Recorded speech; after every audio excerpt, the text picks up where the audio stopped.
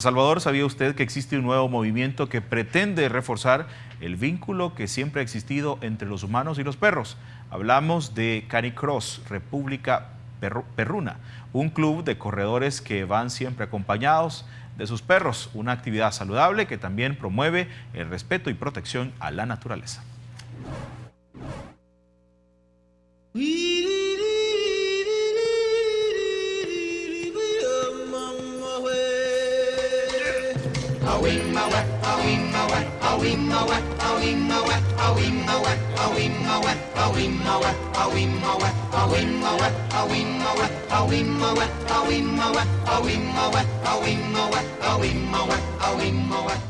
Estamos desarrollando un deporte nuevo para El Salvador, se llama Canicross, que es algo parecido a los runners, pero corres con tu perro.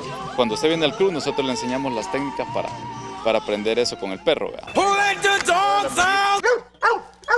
Corres con un equipo especial atado a tu cintura, el cual lleva una línea de tiro y una pechera especial. No es una pechera tradicional que te lleva las dos cuerdas, una sobre el pecho y una sobre la cintura, sino que este abarca todo el cuerpo. Tenemos la protección para el corredor, que es un cinturón grueso que va alrededor de la cintura.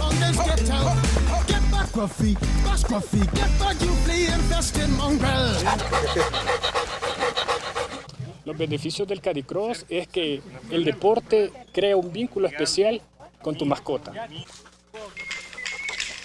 Hey man, who's that cat coming down the street? I don't know, but it sounds to me like that's just the man with the bone.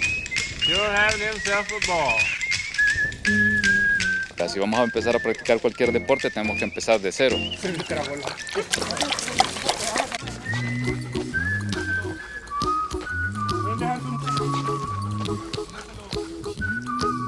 Nos ha gustado bastante este parque, además de ser ecológico y una reserva natural, porque es uno de los parques más seguros. Aquí la cooperativa del Espino tiene una seguridad montada en todo el circuito del parque. Si querés venir a hacer Canicross aquí con República Perruna, solamente tenés que tener las ganas y el espíritu deportivo.